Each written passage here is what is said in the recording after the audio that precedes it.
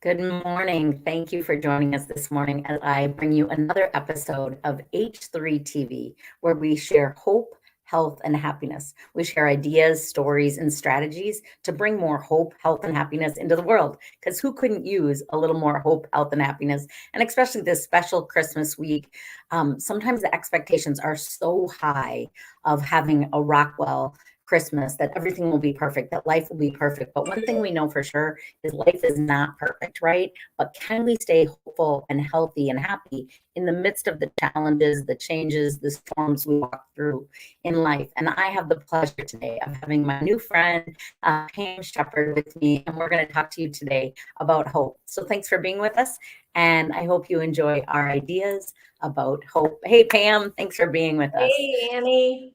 Good to see you. Oh, so great to be here on this special Christmas week. I'm wearing yellow for hope. You're wearing red and green for Christmas. I love it. So tell us a little bit about you. Who are you, Pam? Where do you live? What do you do?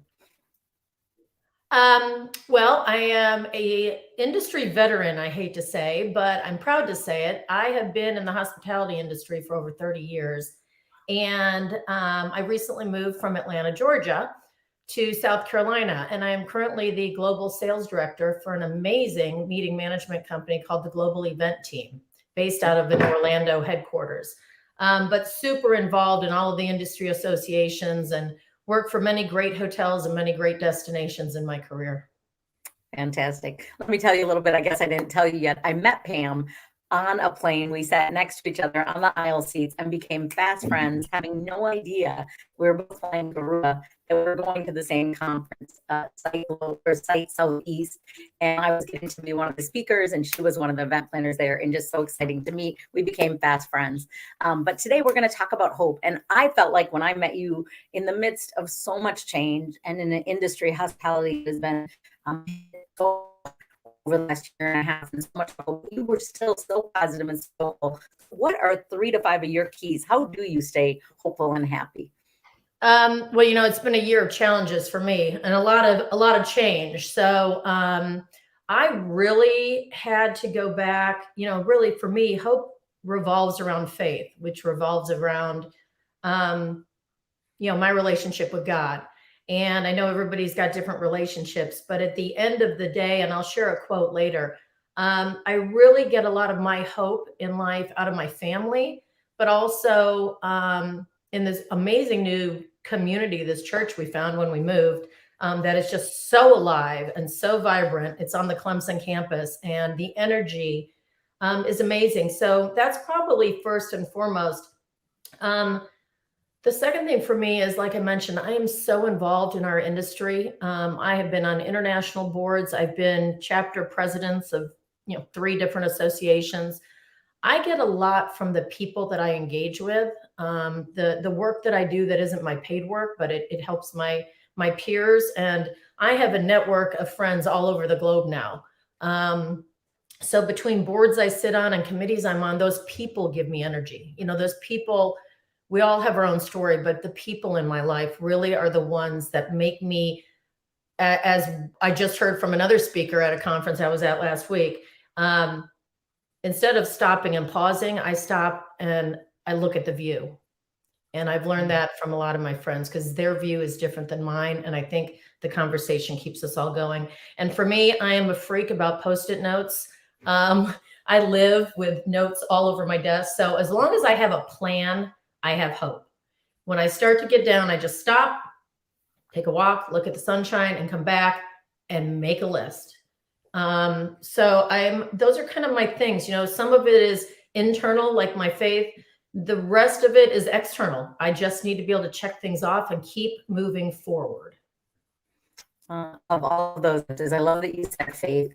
I think faith teaches us to have hope in the unseen, and it keeps us grounded. I love that you said family and community. And one thing I'll say about Pam is, when I met her, one of the first things she said to me is, "You're going to love Sight. We're not just a team. We're not just an association. We're a family." And I just felt that so much. And I think you really embrace your community as family.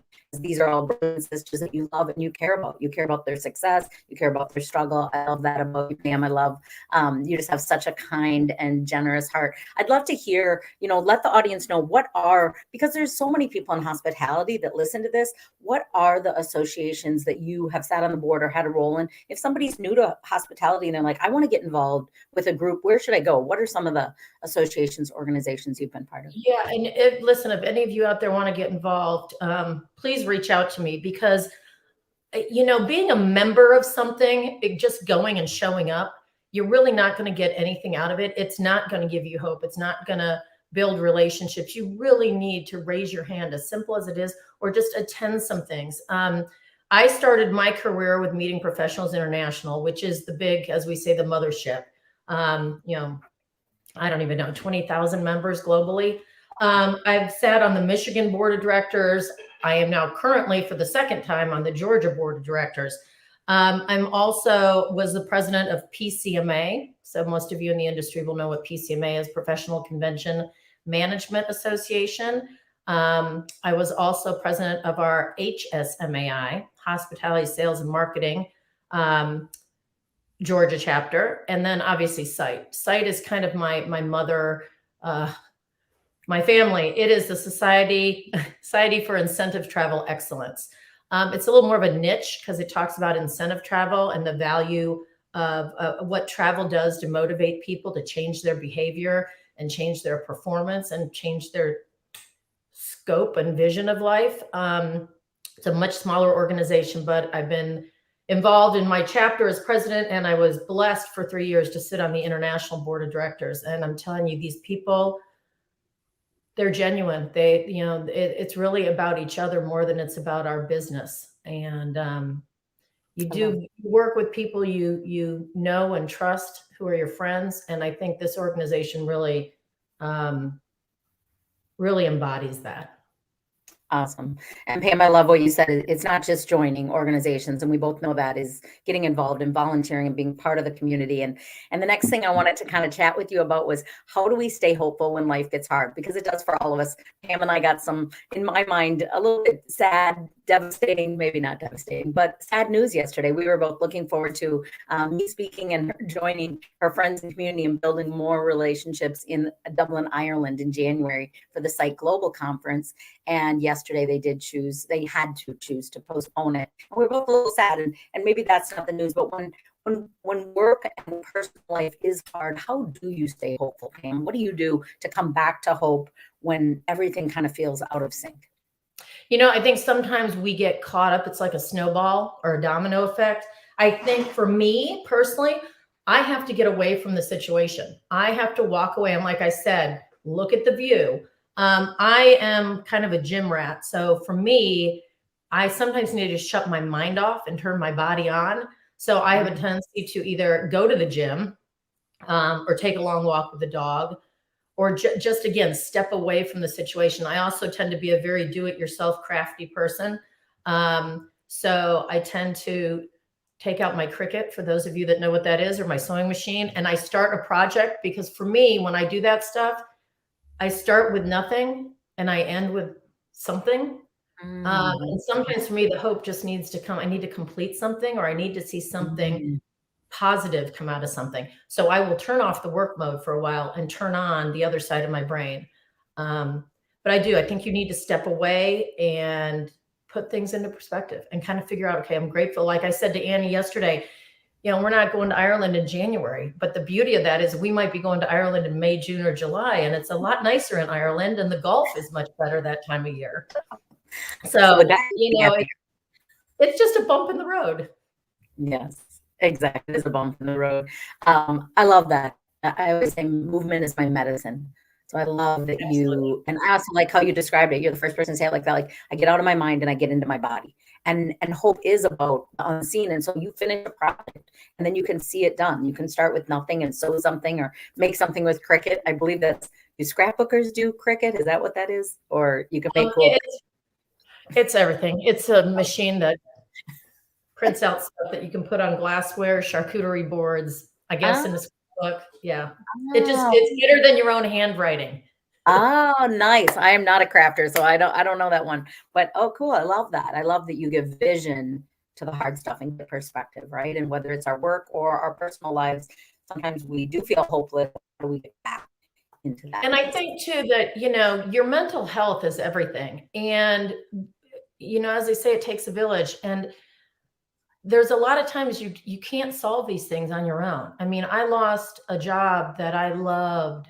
I was going to retire with this job. I lost it during COVID, and I still miss it. It was almost like losing a family member because, again, my coworkers were such a important part of my life. But you can't do it yourself. Sometimes you need to have somebody or thing. I talk to my dog a lot. I don't get any judgment out of him. You have to talk to other people. There's other people that might be in your situation, whether it's illness or it's relationship issues or it's finishing college or, you're not in this alone. Nobody's in this alone in this world. And if you need a little more than talking to God and praying, then reach out to a friend or reach out to a stranger. Go get on one of these websites where you're anonymous and just listen or just read blogs or just realize that you're not alone. I love that, Pam. That's partially why I started this, is that I recognized there's a lot of people sitting behind a computer screen feeling hopeless or unhealthy or unhappy and feeling alone. And I'm like, hey, if we can give them once a week some encouragement, some messages of hope, of health, of happiness, that's what we want to do. And so I love that you're saying don't be alone, and mental health matters. We're so aligned on these things. And if you know Pam, you just know she loves deeply and quickly. And I think that's why it is heartbreaking to lose a job that you love the people, right? And COVID had a lot of things. So how do you get to hope? Is it by choice, Pam? Is it by chance? Is it by circumstance? How do you get to hope for those listeners that are feeling like, I don't feel hopeful? How do I get there? I don't, honestly, again, not to harp on this, but I really think you just have to have faith that there is a bigger power out there that created the universe, that looks out for us. I think it's a little of all of them, and I think it's none of all of them at the same time. I think choices you make, like I said, get up and walk away from the situation, take a breath, look at the view. That's a choice you make to say, okay, enough of the negative or sadness or whatever, enough. You make the choice to get up and go to the gym. Chance, it could be. I think it depends on where you are in life and what the situation is. Circumstances, again, can you change your environment? For instance, I moved after 25 years in Atlanta, where my kids were raised, where my best friends are, where really my work environment is, to a very isolated place. We bought a lot on a lake. A year later, we still haven't started building. The isolation got to me. And so what I did is, again, I changed the situation, and I go back to Atlanta all the time for business, probably once a week. Went back on Monday for our annual Christmas party with our best friends. I think you have some control over your life, but I also think you really have to find hope in knowing that there's a bigger power out there that helped create you and that is looking out for you and has a plan, even if you don't. That's right. I love it. Very good. I love that. And I think about this week. I think sometimes that expectation for things to just be perfect, and we moved away as well. So I'm in that boat with you. It's different, right? Like you don't have all the same people around. Our daughter came in last night. We're just so happy about it. It's delightful to have her here. But how I think about, like, how do people stay hopeful when their family's not with them, when their friends aren't with them, when they've lost someone due to a move, due to health, whatever. This is our first year without our father-in-law. And I know so many people feel lonely and feel disappointed in the midst of the Christmas season because there's that expectation. They look on social media and everybody else has a perfect family and 20 people around their table and the meal's perfect. And the reality is that's not true. Everybody has their struggles and their beauty in their life. But I think it's a challenging time. So I love that you remind people, there is some choices, and sometimes we have to sit with the sadness or just reach out and call someone. So what's the difference between being hopeful and being optimistic? I have a quote on my desk. I live by a lot of quotes. And when I started thinking about all of this conversation, one quote came to mind. And again, hope is a lot like faith. And I keep this, well, it's on my desk and sometimes on the refrigerator if my husband needs to see it. It says, on this day, God wants you to know that faith is exactly what it takes to get through uncertainty. Faith is not Mm. necessarily when you know how things are going to work out. That's knowledge. It's in a time of unknowing that having faith is what sees you through to the other side. Faith is what gives you strength. Faith is that light in your heart that keeps on shining even when it's all darkness outside. Now is the time to keep faith alive. So if you interject the word hope instead of faith, it's the same quote. So I think, again, optimism comes from knowing details and seeing. You can be optimistic about making a goal and getting a bonus. You can be, optimistic about getting a job. These are things that have concrete, there's facts, about them. Hope and faith is something you just got to feel. You have to see that light inside going. And I think, honestly, I feel badly for, badly is not the right word, for maybe a younger generation or these poor teenagers that are living by social media, because I think a lot of hope in me comes from the fact that I've experienced a lot in my life. I have, people, I've got one friend in particular that teases me about my resume because I've had a lot of amazing jobs, paying jobs, not my volunteer stuff. And whether it's circumstances like COVID or it's, a company going bankrupt, I've been through all of those. I have met the most amazing people by working for different companies, and I have learned something different in every company. So for me, hope also comes from experience. Hope comes from the fact that I am older than a lot of people in our industry right now. So it's something that is much easier for me to stop a minute and look through my career. Or realize I've raised two amazing boys that have great careers now themselves. Hope comes in some ways from age. So that's why I love to mentor younger generation, younger leaders. I love to speak at universities because I think these kids need to know, these young adults, or even people in their 30s and 40s doing a career change, which God knows COVID brought to many of us. I think that it's nice to tell people your story so that maybe they can find a way to relate, and just know that even if their story is a bit different, they have somebody that's willing to listen. So I think the difference is optimism's a little bit more about what you know, and hope's a little bit more about what you feel. I love that. I wear yellow for hope because I think it's the sun will come tomorrow, right? My name's Amy. I call myself Little Orphan Amy to help people remember, and it's like, wear yellow. But one thing you said, which I always remind people when we're talking about hope, is look back to look forward. Sometimes when we feel hopeless, sometimes we have to look back, and especially if we are people of faith, and trust that, look, at God did carry us through. Look, I felt like that was the end of the world, but look, I'm still standing, and not only standing, but moving forward. And this week at church, they talked about, where are your eyes during the storm? Where are your eyes during the storm? Because we're going to go through storms, right? We're all going to go through storms. And it was interesting because that was Sunday, and yesterday morning on the beach in Florida, the waves were crashing. The sky was dark, and we could not even walk the dogs because we were blowing over. Our dogs were terrified. The winds were 30 miles an hour with up to 40-mile-an-hour gusts. And it was such a visual to me, Pam, that, I was thinking, here's a storm. Where are my eyes? And in the midst of that, someone who I love dearly was facing a court time yesterday, and I was saying, where are my eyes in the storm of the court date? Will things work out? Will they not work out? What are God's plans that sometimes we can't see in our storm of life, or in someone we love? I think sometimes life hurts when we love someone and they're hurting than when we ourselves are walking through things.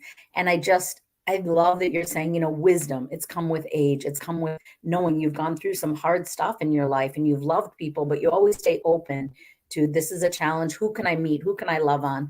So I really appreciate those words. I think that's wise. I think optimism is why I want to show up every day, but I think there's always different challenges.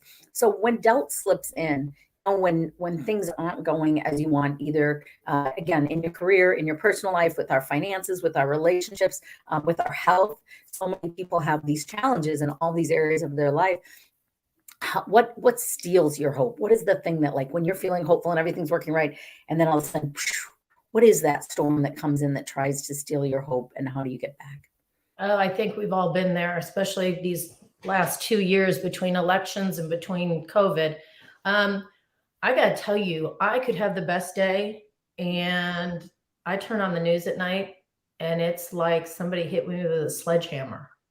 And I can be on webinars and I can be hearing all the positive things that are happening with travel and hospitality and people interacting with people again. And then the news tells us, shut everything down. And oh my God, don't walk out of your house. I have to seriously turn off the news.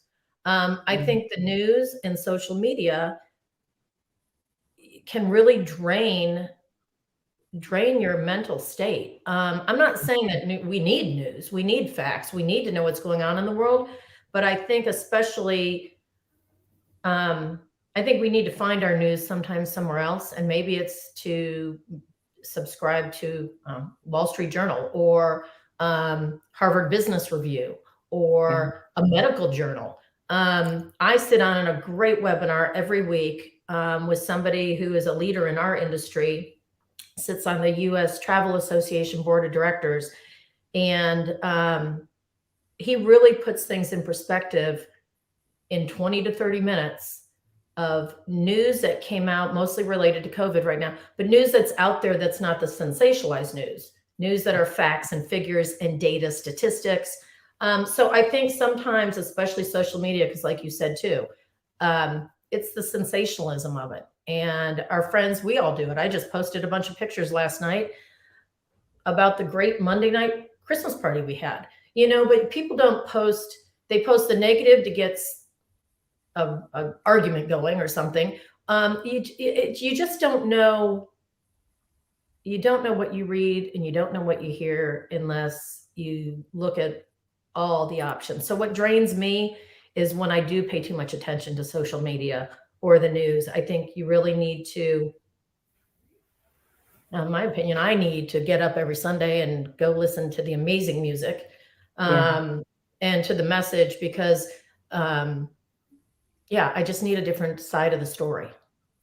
I love that. I love that you brought it back to church too, because when I was thinking about yesterday, I didn't really finish that thought, is that when I was watching the storm and I was worried about the person I love going to court, I felt peace and I felt hope for a bright future. And I think it is like, fix your eyes on God's good plans for our life. So I love that. And I don't watch the news. People make fun of me. People harass me. I think and I have friends that work in the news. So I'm sorry, friends. I don't want you to go out of business. I know you need your jobs too, but I don't watch the news. And sometimes I spent Ford's conference last week and I had no idea about the tornadoes. I had no idea about a lot of things. And people are like, don't you know? And I said, no, I don't. But I was also really in peace. And when I got back home and my husband was telling me and people were telling me, I was like, oh, shoot, there's so much heaviness, which I'm aware of. But I just love to live in the present and be with people and feel like we are the hope, like we can make a difference in one person's life. And I'm smiling as you're talking because people are commenting over here. So Mary Jo or MJ is telling us, look for the silver lining, in all the challenges. Remember, there's a finding the upside to the setbacks. Joe Webb, my new friend, is saying, Annie's my new best friend. Judy's saying, she's my new best friend. I've got a couple more. I feel so grateful for these awesome people in my life. So tell us, what are you hopeful about? Personally, I want to hear, what are you looking forward to in the future? What are you personally hopeful about? What are you hopeful about professionally? What are you thinking about professionally? Thanks for being here and watching, you guys.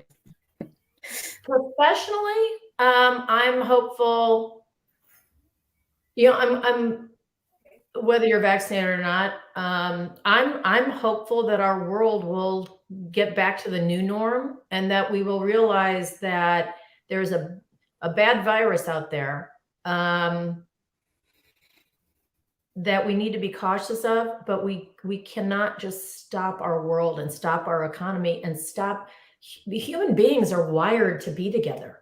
I mean, that's what makes us tick. That's where innovation comes from. Creativity, solutions, medical solutions, technology solutions. People get together. And yes, it's great we can do this virtually because you couldn't do that back in 1919 when the last pandemic was around. But I'm hopeful that we realize that taking the right precautions, that again, this vaccine is not going to cure COVID. the flu shot doesn't cure the flu. It's going to keep us, for those of you, and I'm not getting into a political thing about vaccines, but for those of you, that realize that this is simply going to keep us from dying from it. So we've got to get back to interacting with one another. So career-wise, I'm just hopeful that, again, we will go to Ireland later this year for this global conference. Personally, I'm hopeful that God put my husband and I on a little bit of a hold, a little bit of a wait, let's rethink this house. We're gypsies right now because we're renting and we have to move again. And we'll have to move again ultimately to get into this house. But I'm hopeful that we've kind of been redirected and that we will put a shovel in the ground in 2022. And I will have a home again, that my children and maybe future wives and future grandchildren and all my friends from Atlanta and Annie from Florida and all my friends everywhere will come visit me. So yeah, I think it's a matter of being patient. So my hope right now is just coming from learning to slow down, because my life pre-COVID was definitely a gerbil on a treadmill. So I was all over the place all the time, and I've had a lot more time to slow down and think and appreciate things. I love that. I'm hopeful for both as well. And I think for me, the vaccine is like, I need to not only be with people, I need to hug people and not worry. Like, I just want to hug people and be the extrovert that I am, and moving away and then having all the changes. And I think that was the Ireland, as much as Greg and I've always dreamed of going. We're both Irish. It was also the disappointment and reality that COVID's still very much alive and real, and countries are very cautious. And I totally understand that. So when you were speaking about your personal hope of your home and what next year is going to bring, this is what the vision came to me. The Lord said to me, remind Pam that her home is with me, that I am holding her and she is at home, in her home, wherever she is. And I'm gifting her beautiful husband and children and their girlfriend. So I want you to know that I'm passing that on to you. He sometimes downloads things and I always want to share. So you are at home with him, and he loves how you're a gypsy, because it just multiplies how you show up for so many other people and make them feel at home with you. In the moment that I met you, I was like, I'm going to Aruba. I've never been there. I don't know anyone. What am I? And you just made me feel at home in the midst of your presence. You have a beautiful gift, and God wants you to rest in him so that people can rest in you, because you bring that light and love into the world. So do you have any lessons or stories you want to tell us about hope this beautiful week of Christmas, that we get to be together for a moment, even if it's virtually? I just am delighted to share this special H3 TV with you, because you are, to me, literally, Pam, when I met you, I thought this woman is all about hope and health and happiness. And not only for yourself, you are so big about just being that presence when you show up to everyone around you. You included me, introduced me to I'm not kidding. And I go to a lot of conferences and I meet a lot of amazing people, but you were so intentional of, I want you to meet this person. I want you to meet this person. Oh my gosh, you two have matching shoes. I mean, you're beautiful, and I want the world to know how amazing Pam Shepherd is, because she is amazing. But do you have stories about anything about Christmas, anything that you want to share before we close? I think before I say that, I think it's really important for all of us that are on here, or in general, that people see in the future, they see this. If we can stop a minute and put ourselves in someone else's shoes and remember how awkward it is and uncomfortable it is sometimes to be in an environment that you don't know people, or you're not sure what to do. If we can just embrace the fact that, okay, I know the room, or I know these people, or I know the situation, let me walk you through it. And it just takes that one act of helping one other person. And then hopefully in the future, they'll meet somebody and they'll say, hey, come with me. I want you to meet people. So I think this world needs to be more empathetic. This world is so self-consumed right now that if we would just stop and try to help somebody else be comfortable in this world, there'd be a lot more kindness. And that's, our Christmas this holiday this week is different than it's ever been for me. And I normally, and I could, if I think about it, get choked up about it, but I'm getting, at best 24 hours with my kids, where I've had them in my presence all these years, and they're coming and going. For various reasons, work reasons. One of my son's girlfriend is a nurse, and she's an emergency room nurse and has the night shift. So God bless her. That's right. But because Thank of you so that, much for serving. they're Yeah. only coming for, 24 hours. But what we're doing, what it's allowed us to do is go back to the Midwest. And my husband hasn't seen some of his family members in over 5 years. And there's new babies that have been born that we've never met. And on my side of the family, there's babies that have been born that we haven't met. And we see my side of the family a little more often, but my mom's had some health challenges. My dad has had some. So I think in a way, my holiday season is different because my comfort zone has changed. I don't get my boys at my house that long, but I do get the chance to see other family members. And even my sister who's in San Francisco, if I'm lucky, I see her once a year. So I just think you have to look at things through a different lens sometimes, because if you let sadness or fear or lack of hope consume you, it will consume you. And I've got a quote again that this kind of goes along with the house thing for me, but I think it's in general. It's the hope of the holiday season, or the hope for the new year. And it says, trust the wait, embrace the uncertainty, enjoy the beauty of becoming. When nothing is certain, anything is possible. I Leave you with that, because that is a driving force for any day of the year, but especially going into a new year. We just have to trust the uncertainty. And like it says, when nothing is certain, anything is possible. That's right. I might ask you when they share on LinkedIn and Facebook, I might ask you to write some of those quotes in the comments, Pam, because I just love, people need these reminders. These little nuggets can carry us. And you said something there that, and it goes back to something you said before. You said, I think part of that comes with wisdom, and with aging is you are wiser, you're more hopeful. And we get 2 of our 3 kids here, and it's going to be different this year. But we see what we focus on, right? And so if we focus on, okay, what do I have rather than what don't I have, I think it changes us. But I think with wisdom and age comes intention, and you realize these are moments. But instead of wishing I had more, I'm going to treasure what I do have. And Christmas will look different, but I get to go love on some of my husband's family and some of my family that I haven't had. And so how do I do that and just cherish the moments? And even not baking cookies with the kids this year. Or Megan flew in last night, and Alex is coming in a couple of days, and his girlfriend's coming, but Matthew can't make it this year. And part of me sad. I just am like allowing myself, I'm a little sweet. I'm like, you know what? I'm so grateful Megan's here in this moment. I get to walk with her on the beach this afternoon.